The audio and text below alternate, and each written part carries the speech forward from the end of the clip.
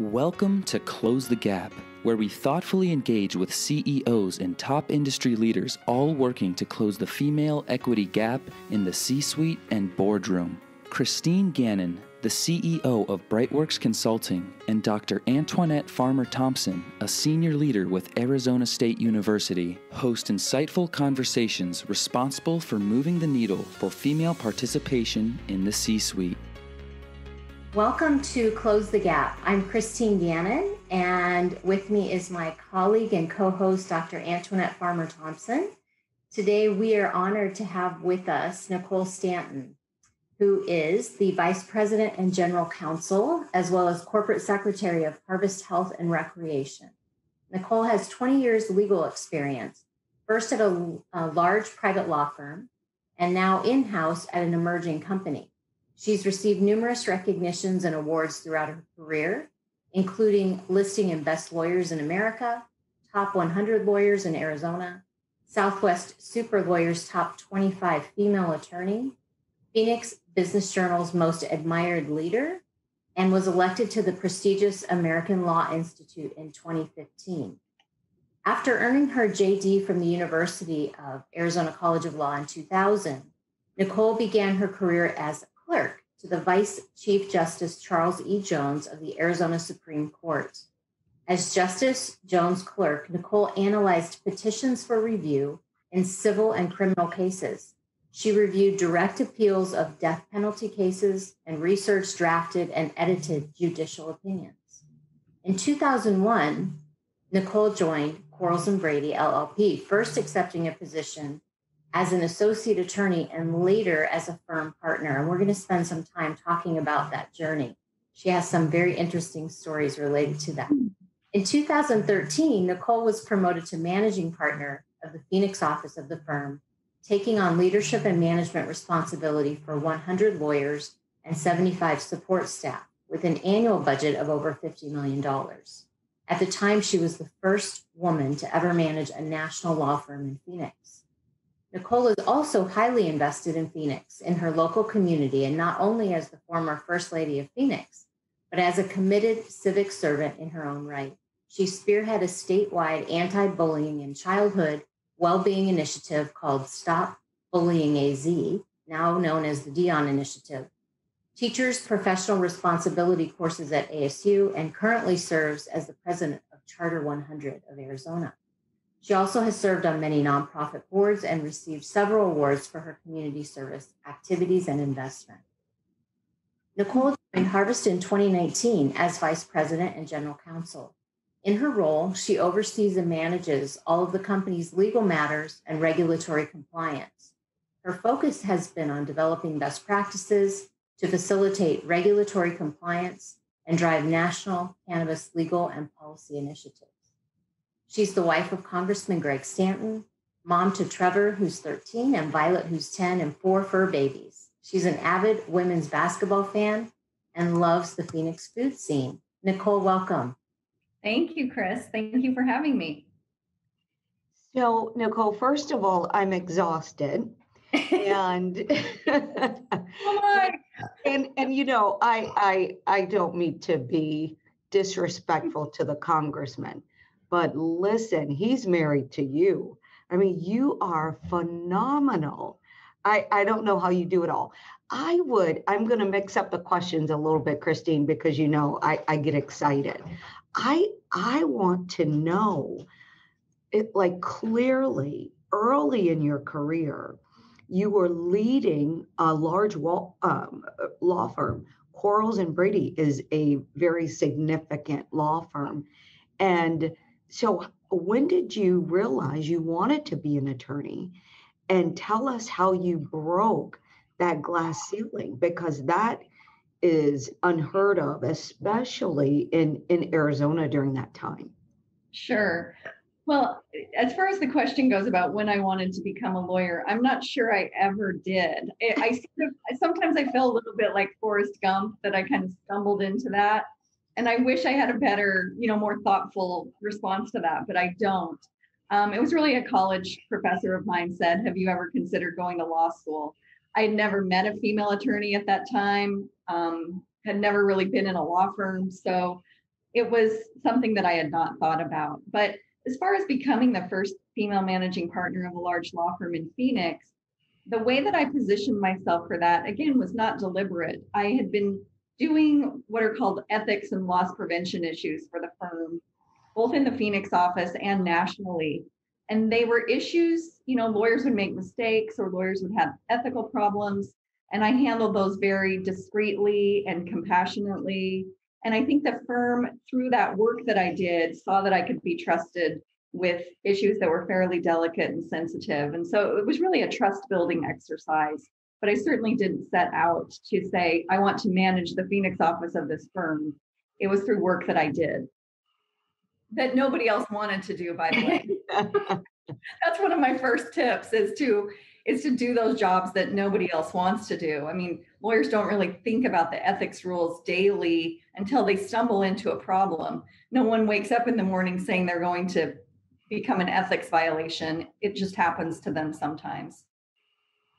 So along those lines, speaking of that, no one gets up to do that. The roles that you've taken have taken a lot of grit, and we talk about that in our book in terms of executive grit and companies with a corporate grit mindset.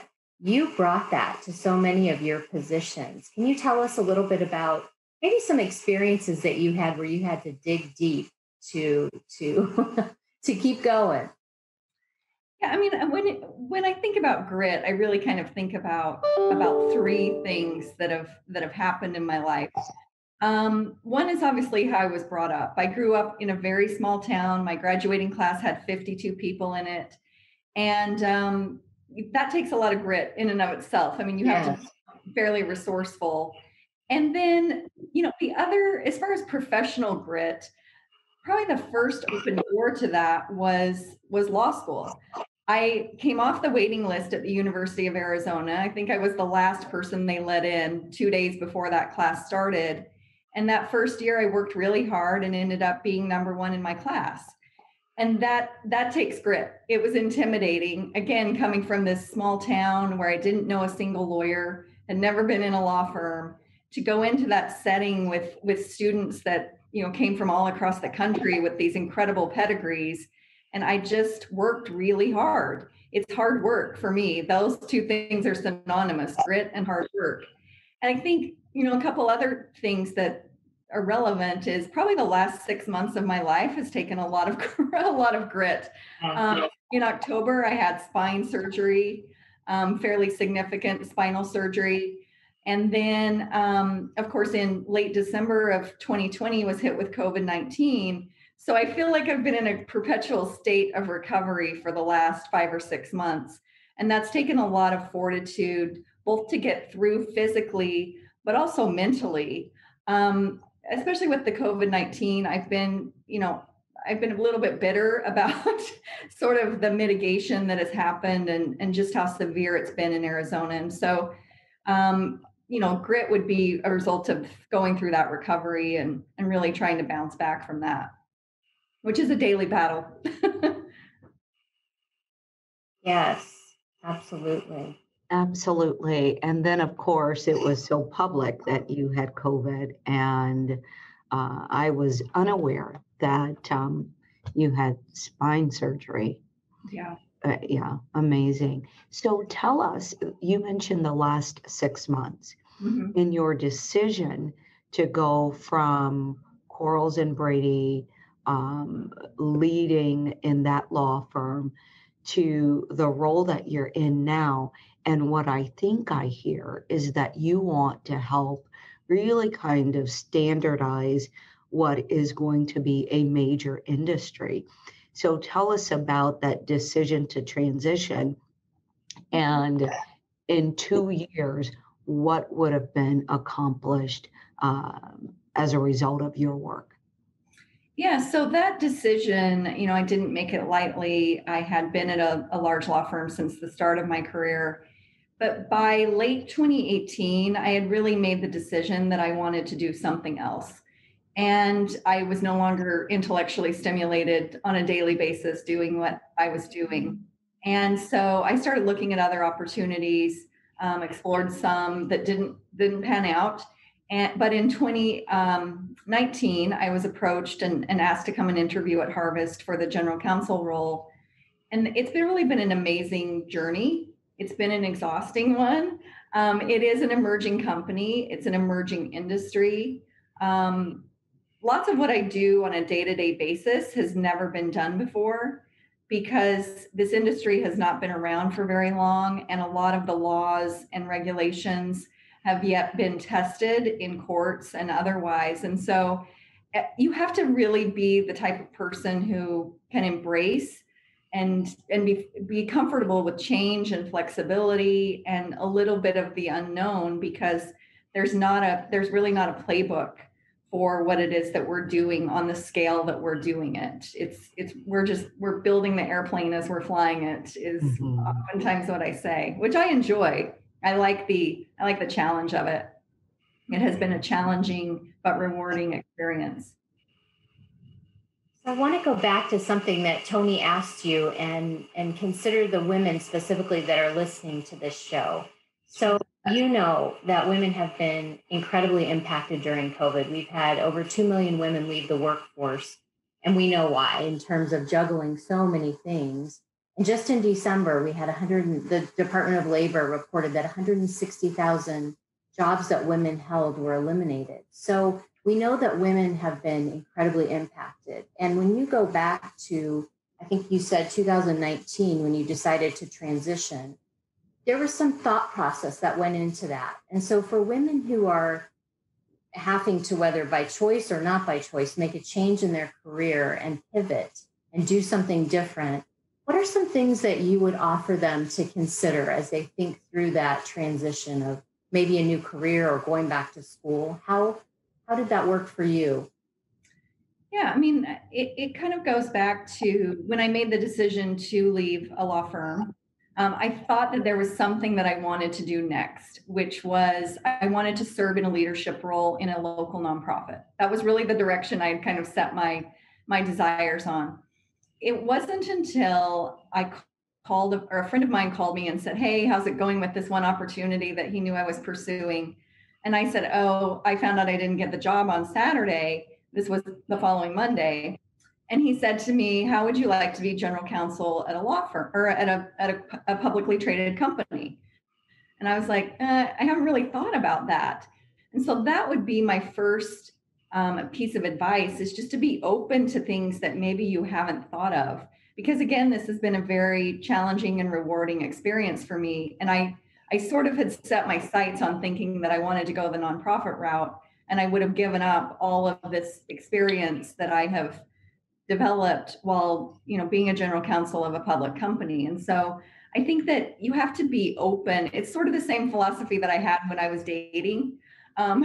You have to be open to a lot of different varieties of things and people, and even experience some things that you may not, apply for things that maybe you're not 100% interested in, but in talking to them or, meeting the people at that company or that opportunity, you might realize that that's something that you just hadn't thought of before. So that's probably my best piece of advice. I mean, that certainly applied to me. It's also interesting, Nicole, that you are doing some work with Charles and Sherry Mitchell. Mm-hmm. And All About People is a Black-owned executive search firm. And obviously, with all that's happening around social justice, and you did the anti-bullying push. I mean, you just have this heart for fixing and equity. So I was thinking to myself, that's interesting. She's helping to place attorneys. So tell us a little bit about that, because I think you're doing that out of love for helping people find their destiny. So tell us a little bit about that work. Yeah, I'm going to pivot a little bit on that question, because you said that I'm a fixer, and I do think I'm a fixer, but I also view myself as a bit of a matchmaker too. One of the first things I did, and before I joined Harvest, I obviously looked at the board because I knew that I would be interfacing with them consistently. And at the time that I joined the company, there were no women on the board. And that became a nagging subject that I had with our CEO about getting more women on the board.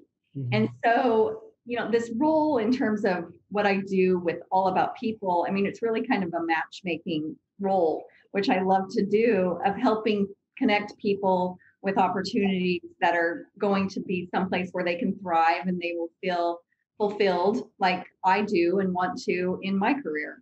And so working with Charles and Sherry at All About People, it's women and Black owned. And I also like to put my money where my mouth is.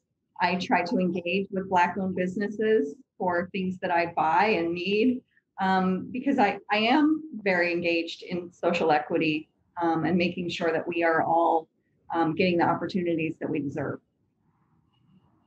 I would add to that list of fixer and pain.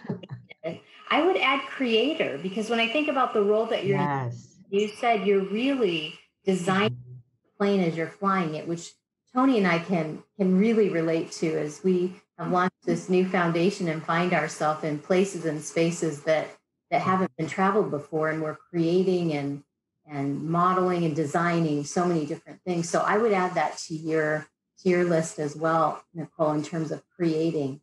Can you talk a little bit about, along this journey, there have been people that have impacted you and have left impressions and imprints for you to feel so confident to be successful. And a lot of women struggle with that. What who has been your inspiration along the way? Well, in terms of inspiration, I've had a lot of really good, sort of my village around me.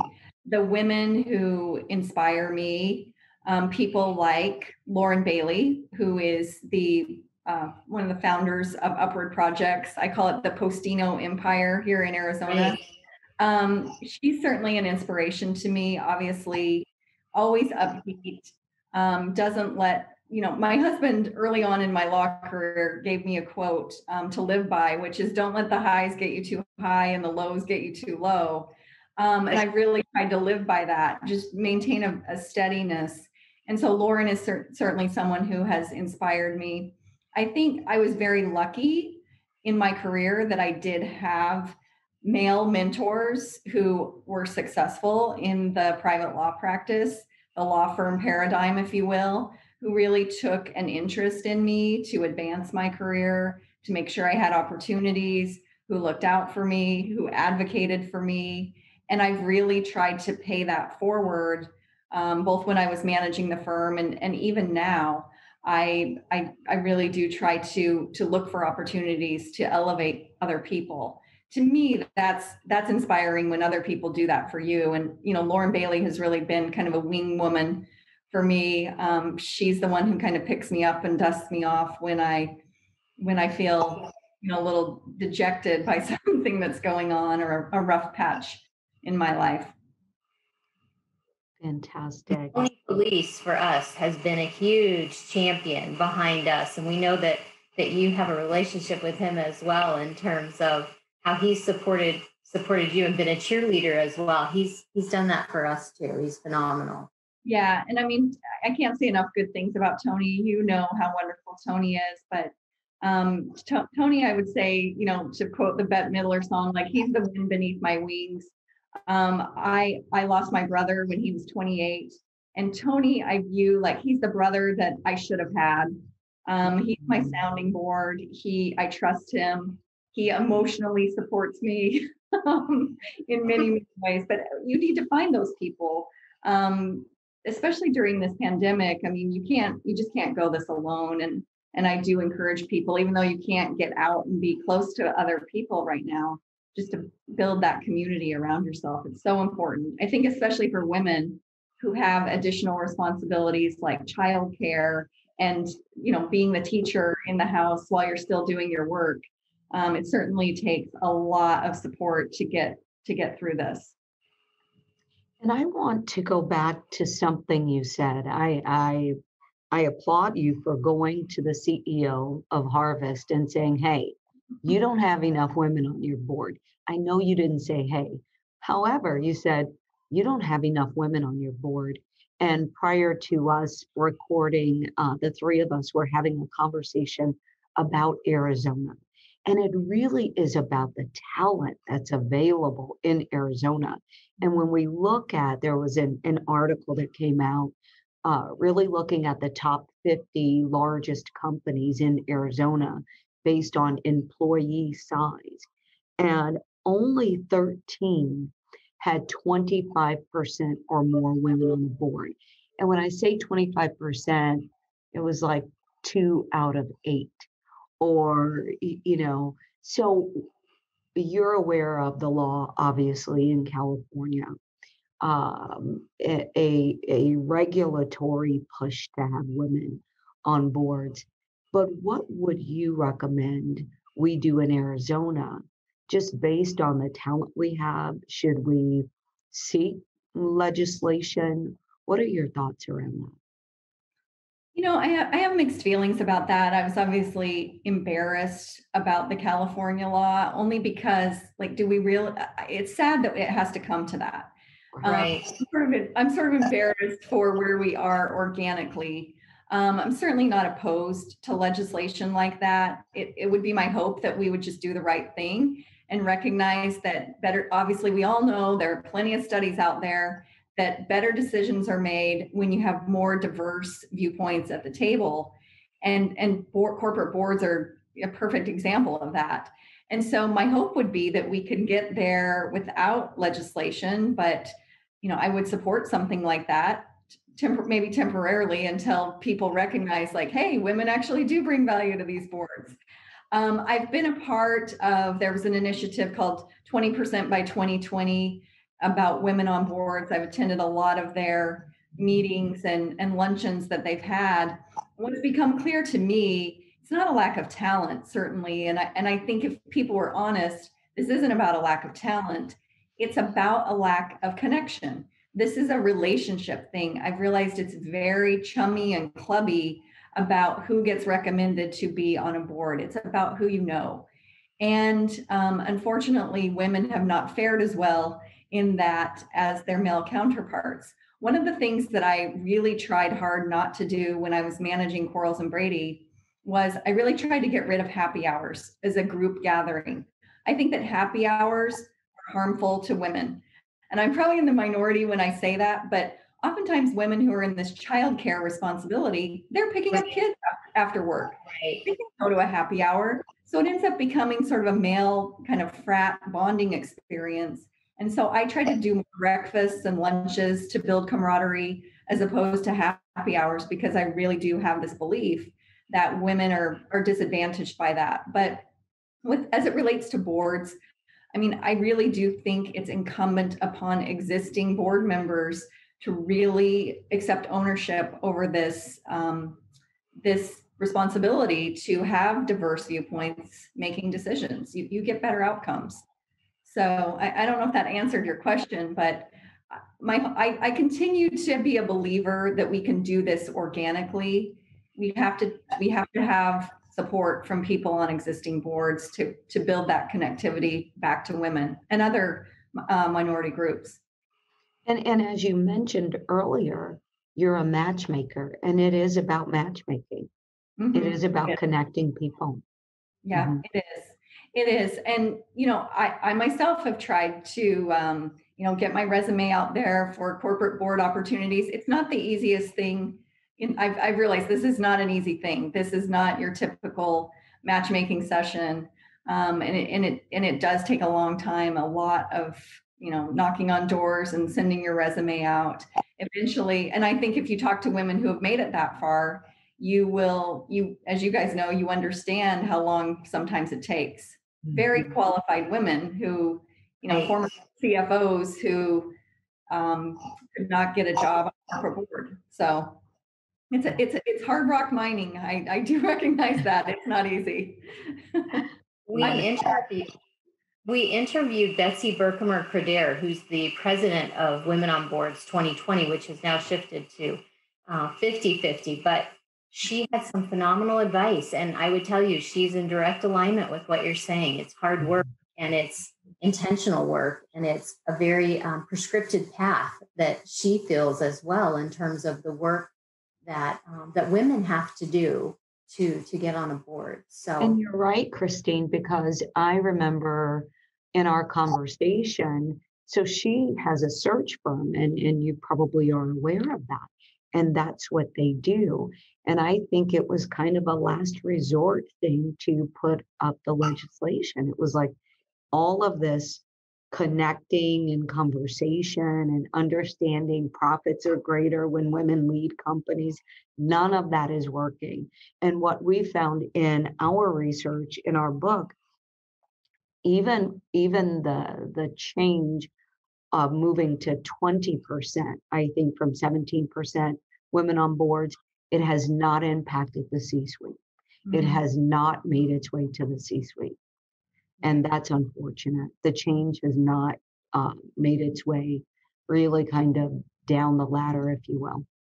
Right. No, I think you're absolutely correct. I mean, I'm fortunate at the moment that our company has a female CFO, a female head of HR, and then myself in the general counsel role. Our CEO is obviously a man, but I'm very lucky to be surrounded by a lot of strong, talented women at my current company. Fantastic. I would say you've earned it. We do have a woman on our board now too, by the way. She's been on there a little bit over a year, and I was fortunate enough to help direct our CEO to her, and she brings value to our company, and I'm thrilled about that. It's only a 6-person board, so I'm not sure the percentage when you add, but I'm terrible at math. Yes. We're making progress.